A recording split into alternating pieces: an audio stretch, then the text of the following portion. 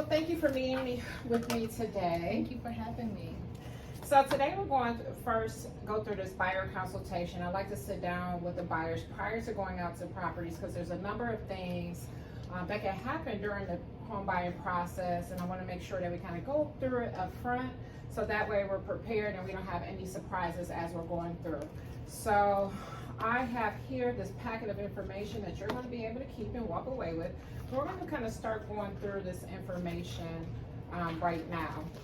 So I did take some notes when we spoke over the phone. Some of the things that you told me that you were looking for was a 3-bedroom home with at least 2 baths, and I get the understanding 1.5 is okay? That's correct.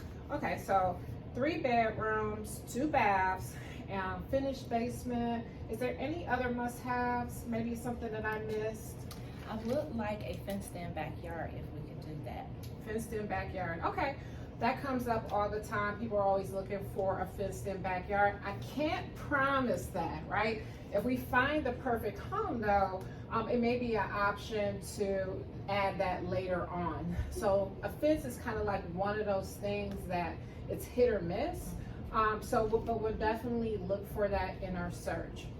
So I believe you are looking in South Euclid, Lyndhurst area, and school districts. Is that important to you? That plays a huge role in making a decision. I would like to keep my kids in the same school district, so I would also like to look at that area too. Okay, perfect. Is there any other area that you would consider that maybe we didn't talk about over the phone? We can also implement Richmond as well. That is kind of on the borderline, so we can look there as well. Okay, great. So I have South Euclid, Lyndhurst, and Richmond area. Perfect. Okay, so I have you down there. And then what about showings? What is your availability to be able to take a look at some houses? So with my schedule, evenings will probably be more conducive so that I can pick my kids up and get them settled, but then be available to tour after that. Okay, perfect. Okay, so definitely have you down for evening appointments. Now, is there anyone else that's going to be joining us? No, just me. Okay, perfect. Not a problem at all. All right, so I have 3 bedrooms, 2 baths. We have your location set on there. Great. Okay, I think I have everything that I need. So just kind of going through here, providing this information to you. This is a special message that we have on for you. When you have a moment, you can just take out your phone, switch it over to the camera, and be able to watch that video whenever you have a moment. This is just a notice, just saying thank you for working with us. I look forward over these next few weeks in helping you find the best home for you and your family. Now this part here, this is our buyer flow chart.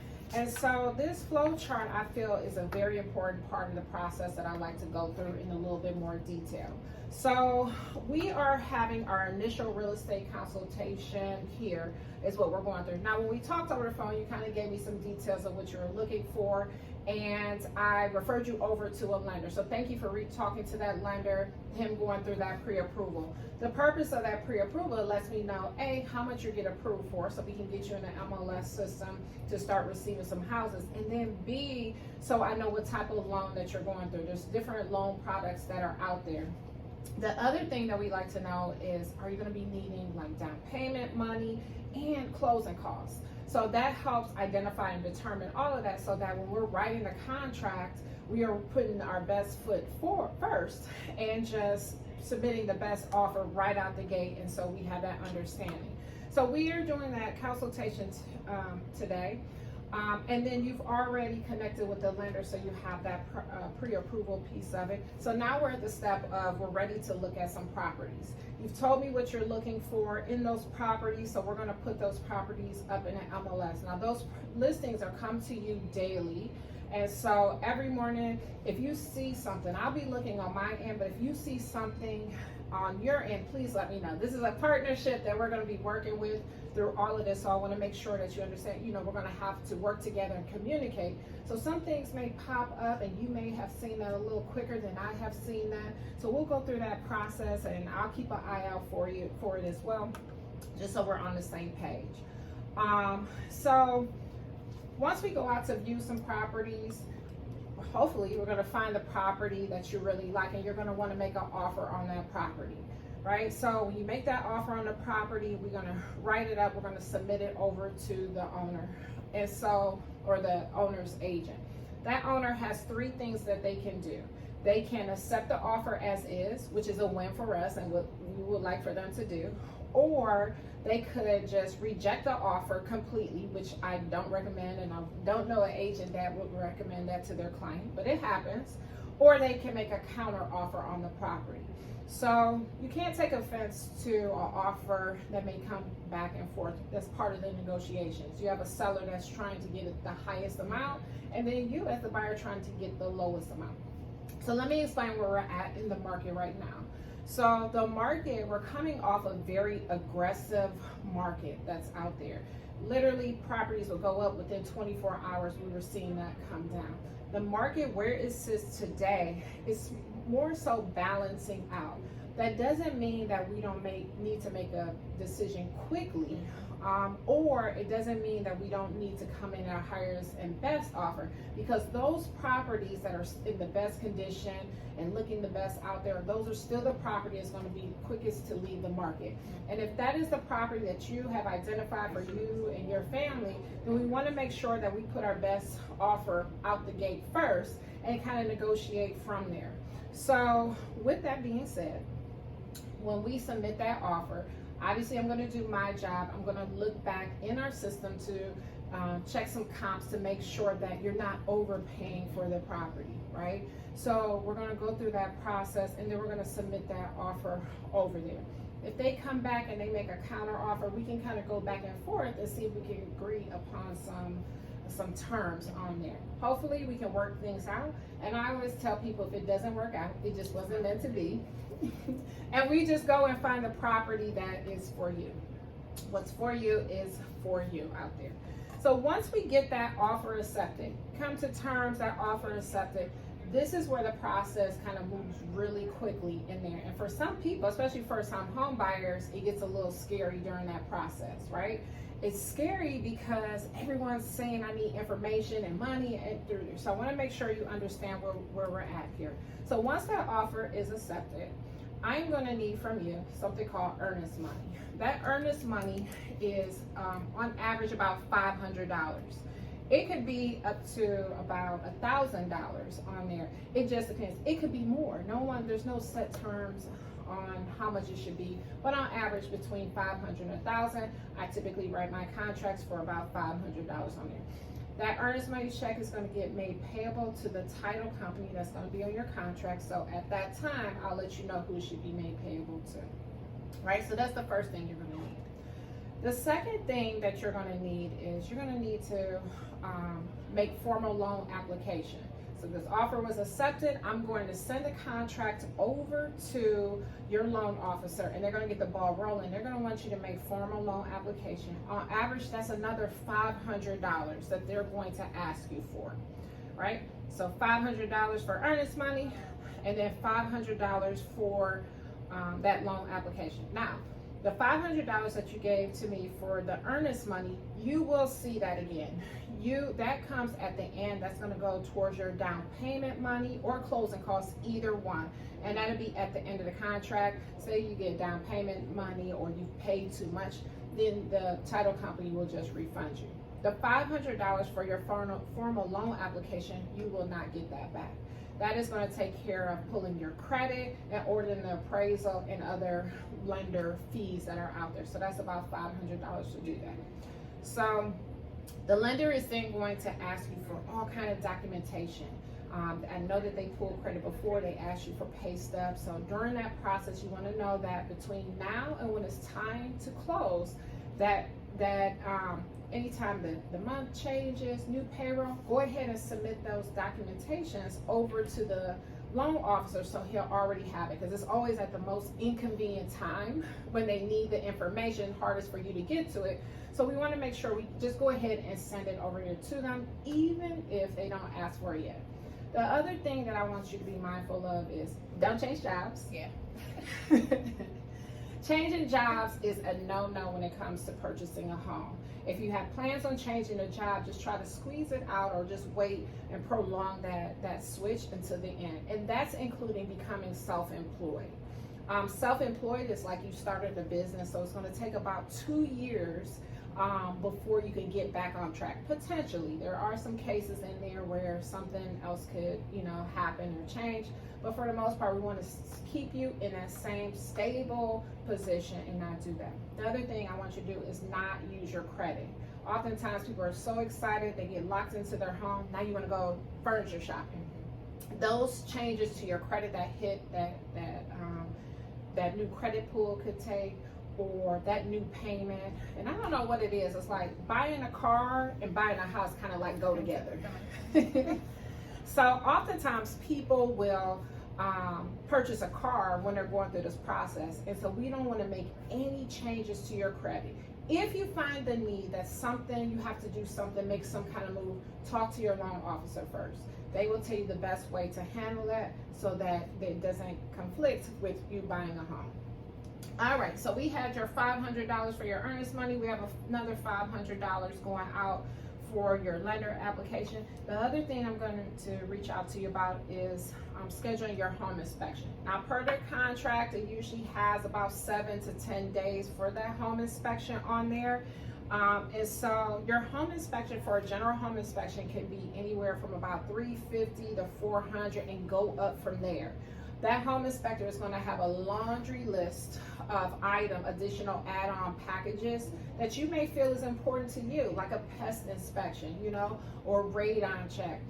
So you may want to have those things down, but again, you want to make sure that if it's $400 for that home inspection, that's $1,400 you're going to need at the front of this contract. Now, your down payment, closing costs, that's going to be 30 to 40 days out, because that's how long it takes to typically close on a loan, 30 to 40 days.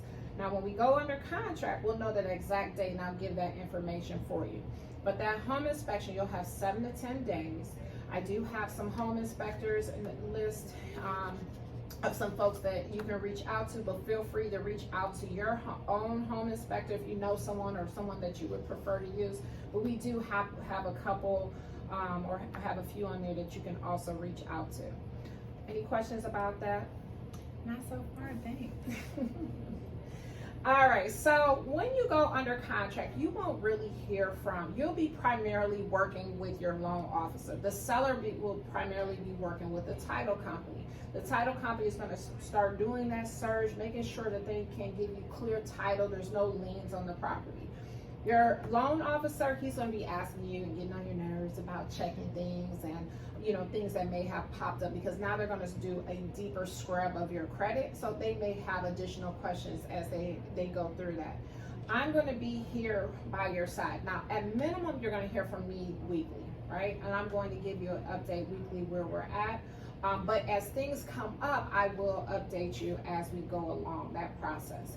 But you'll primarily be working with your loan officer. He's going to be collecting information. And then we'll schedule that home inspection. Now, that home inspection, you don't have to be there. I recommend you be there, but I have to be there.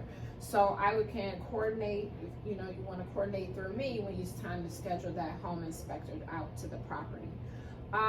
The title company, they will just reach out to you initially, just kind of get your contact information, letting you know like, oh, hey, we're here, we have the file, and kind of move on from there. And then I'll just be checking in with the other agent, you and your loan officer through this process. As we get closer to the close of the transaction, remember that's going to be 30 to 40 days out. So when we get very close to the 30 to 40 days out, we're going to do something called a walkthrough inspection of the property, right? So that walkthrough inspection of the property, it's just, we're walking through to make sure the property is in the same condition that it was in when you last saw it, right? We're looking for, to give an example of that, a situation where it was in the middle of winter, the battery went out in the thermostat, and we went to look at the property and there was water pouring through the kitchen ceiling.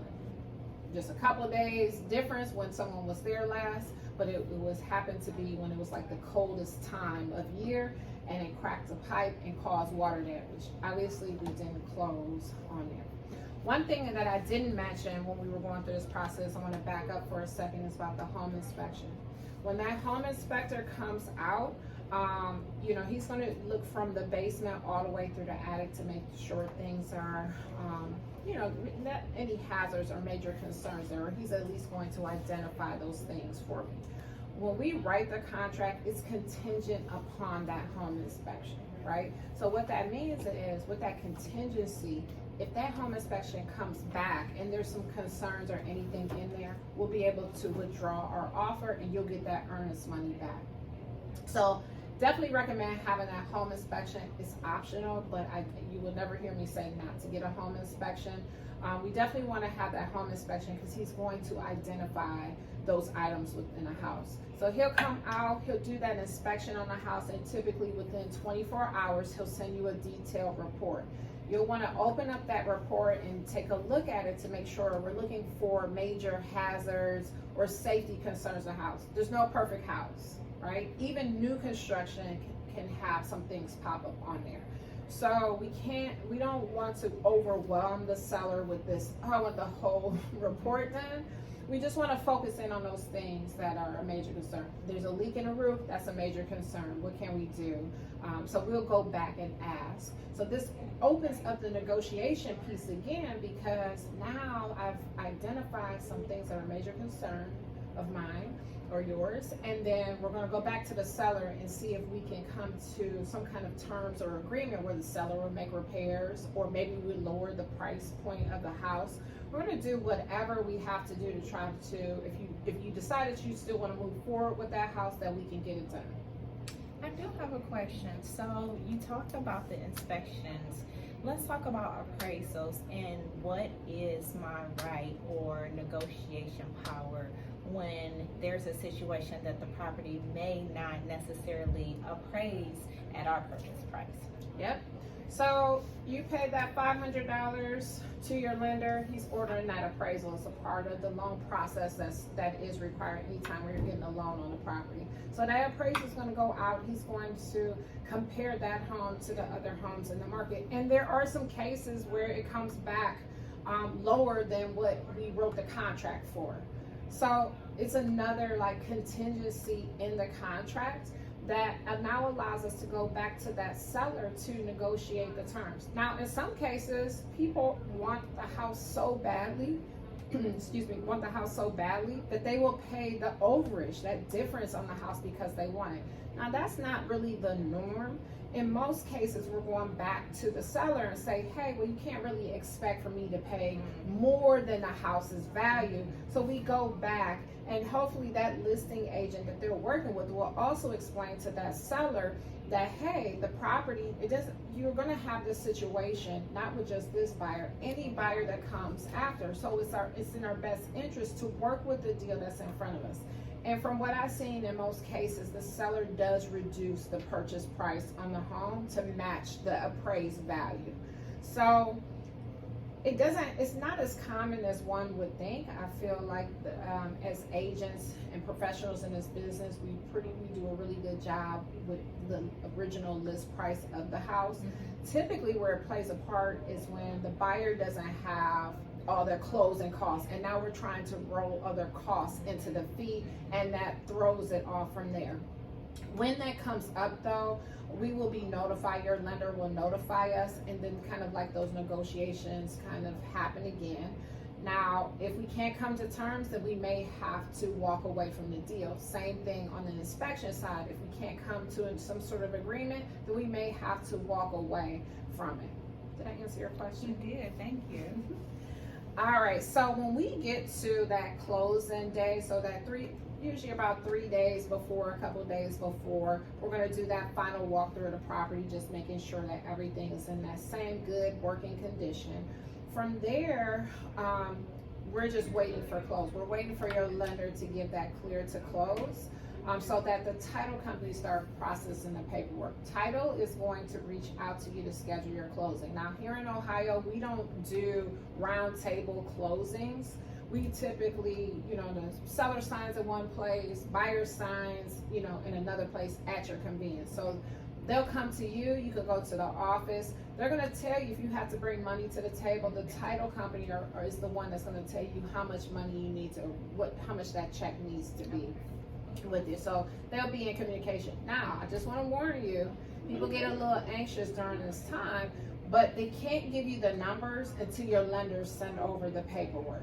So sometimes people get a little anxious, like, I'm ready to close, I need to go to the bank, I'm at work or whatever. The title company, trust me, they're trying to close as well. The title company is just waiting on your lender for a final clear to close from the underwriter so they can let the bank knows how much they have to pay. Because there's prorations that happen. You're only paying taxes, you know, up to the day you take possession. So they want to make sure and have the right number. So the seller, they know how much proceeds they need to keep from the seller. So they need the paperwork to move forward.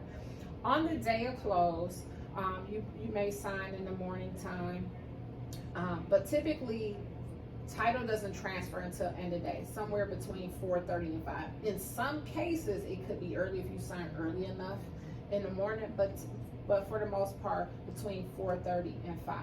Once we have that official word that title has transferred, at that point, we are able to release the keys from you. And we'll coordinate. I'll meet you there to give you the keys and see whatever we need you to do to hand those keys over to you. I'm excited. So as we're going through this process, you're going to be receiving some emails from me, you know, letting you know kind of like it's time for this or where we're at in the process. So this is just your general overview of everything. I also have these other forms here for you. What are your goals? You know, have you taken the time out to really think about what your goals are for owning a home? This is the place that you're able to do that. You may want to kind of journal about the home buying journey that you're going through, and here's a couple notes that you can write in there as far as that. So when you get your pre-approval, just a couple things I want you to think about. You know, financial literacy, that piece of it is really big, and just really understanding that part of the process. One thing I want you to be mindful of, when that lender gives you your pre-approval, he's actually issuing you a pre-approval on your gross income and not your net. We live off of our net. So just because they issue you a pre-approval at a higher amount than maybe you're used to paying in rent, doesn't mean that you have to use all of that. Now, some people ask the question, that difference, do they get that difference if you don't use all of that loan and you don't get the difference? You just, if you don't use it, then you just didn't use that part of that pre-approval. So, but you don't have to use up to the max. If they pre-approve you for $250, you don't have to. You can find a home for $200. You want to make sure you're staying within the budget. So this is just some information in your downtime to read about the importance of appraisal and inspection. Again, we kind of went through that a little bit and talked about the appraisal. Anytime that you're getting a loan on the home, the lender is protecting themselves by having an appraisal done on there. So they're going to have that as part of their requirement. Now, if you're going FHA, then the appraiser is also an FHA inspector. So he may come up with some additional requirements of things that need to be done to the home and have to go back to the seller on. You could take over the repairs on there. You have to talk to your lender about it, but the appraisal will happen. And then that home inspection. You heard me talk about it a little bit ago. You know, importance of a home inspection. It's an option. You don't have to have a home inspection, but it's definitely highly recommended. You know, we've caught things like poor foundation or foundation issues in a house that could be a costly situation had these folks move forward. It's best to pay the $350, $400 and walk away from that than walking away from a much bigger problem, $20,000, $10,000 to have some foundation issues or whatever else that may be found on there. Here's a list of some home inspectors that you can also use. Should you choose, here's a list. You're free to use whatever home inspector that you choose, but here's a list. I will also email this out to you when the time comes as well.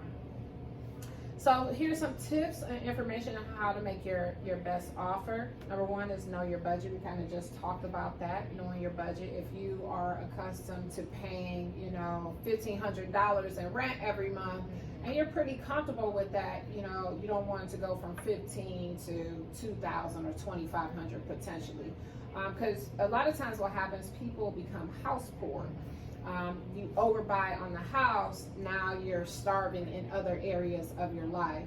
And so we never want to move into a new home and excited about that, but now it stops you from doing everything else. If you like to go out to eat, if you like to shop from time to time, you can't do that. Now you're going to be looking at the house as a regret.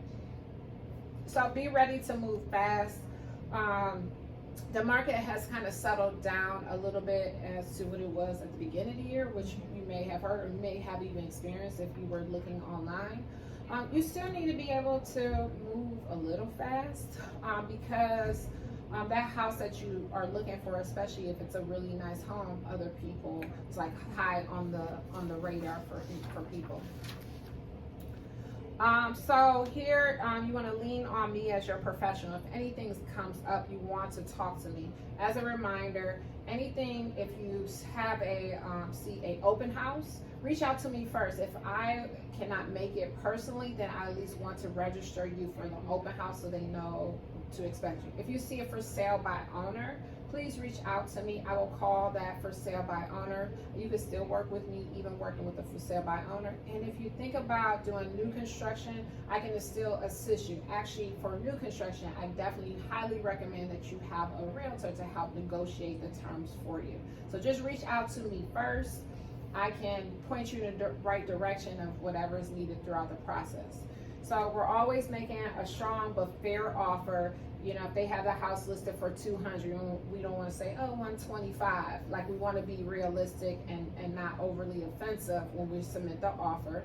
We want to be flexible negotiator. There's going to be some give and take needed, especially if we're asking for repairs or for them to cover costs of things.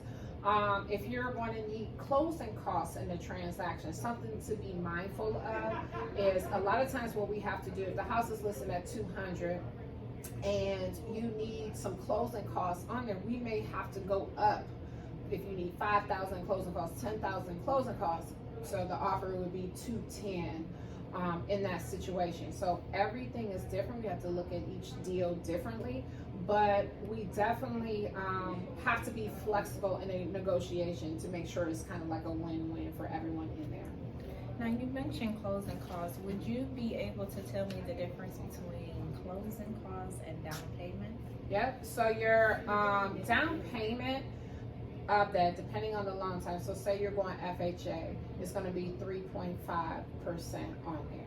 So the down payment money has to come from you, or it can be a gift. But if you take it as a gift, that family member or wherever that money came from, they're going to have to show receipts or cancel check from there. So your down payment is supposed to come from a source from you. And then your closing costs, those are kind of more so the fees associated with doing the transaction, the title fees, your lender fees that gets wrapped up into it. Now, the lender fees can be covered by the seller. They can pay a portion of your fees in there. But remember, the seller also has their own closing costs. And they also pay for our commission as a realtor comes out of their proceeds. So you have to be mindful, like they could easily already have $10,000, $20,000 or more in fees. So when we're adding yours on, that number can add up quickly. So that's why when we say we have to be reasonable and we do things like going up on the price. So your down payment, that's just the down payment money for the house. So if you're getting a house for $200,000, that down payment is less, that amount. Your closing costs are just added fees that are in there. It doesn't get applied to that mortgage. Does that answer your question? So obviously we're going to be writing contract. There's a whole lot of forms and everything, and I didn't want to kill any trees, so I have these forms right here, if you scan here, you can take a peek or preview at the forms. Now we do electronic signatures through a system called Dotloop. Most people are familiar with at least DocuSign. So Dotloop is just like DocuSign, but it's more geared for real estate transactions. So those documents, the purchase agreement and everything that you're going to need is going to come over through Dotloop. It's going to come filled in. I want you to take your time to read through those documents. You're going to have to initial and sign a lot of those forms. But the electronic signature and everything allows for us to change the documents quickly as we move through the process. But again, those forms here, if you scan this, they're here available if you want to take a look at everything beforehand. So you do have access to that here, so there's no surprise as to what you're going to be signing. So key terms to know. Here's some key terms that you may want to know as part of this transaction. These words may come up that you may not be as familiar with. Your down payment, which we just talked about, closing costs here. Your credit score breaks that down, appraisal, pre-approval, equity, affordability. All of these terms, some of the stuff that we talked about here and so forth. And we talked about this a little bit too, things to avoid after applying for a mortgage. Don't change bank accounts. Don't apply for new credit or close any credit accounts. Don't make any large purchases. Don't deposit cash into your bank account before speaking with your lender. They consider that as mattress money. Mm-hmm. And so if it can't be well documented where it came from, then you're not going to be able to use that. So if you were planning on coming up with your own closing costs down payment money, we don't want a situation where you can't, you work this job, but you didn't file taxes on it. Now you deposit that money, and that's all the money that you have. You're not going to be able to use that, and so that may cause some other stresses that we don't need to have. So talk to the lender first before you do that, and don't co-sign for anyone else loans or anything for anyone that could come back to bite you as well. On one of the last couple pages here, I won't go into this too deep. This is called like the wealth accumulator. A lot of times people are talking about, generational wealth and how to build financial security for themselves and their family. And this is the 4 ways that you can do that. Obviously, we're talking about buying a home today, so that's roughly about 25% of what you can do to build wealth. When you make those mortgage payments, it's like depositing cash in the bank. You are building equity in that home, and then eventually down the line, you'll be able to pull that equity out of the house and start a business, send your kids off to college, whatever it is that you need to do with that. You can also put money in the stock market. Buying stocks in the stock market over time will also continue to build wealth and savings on there. You definitely want to have some sort of reserve. That reserve could be part of your emergency fund that's out there. I oftentimes think that people forget about the power of even just moving $25, $10 even if it's $5, something. Every time that they receive some cash, paycheck money in their hand, they're moving over to help build that reserve, because one day you're going to look up and that money is going to accumulate so that you have a nice cushion or nest egg for yourself. So you never want to get caught in another COVID situation to where the world stops and now you don't have the resources, cash resources available to make any moves. And then the other thing that you could do is your 401k. A lot of employers offer 401k programs.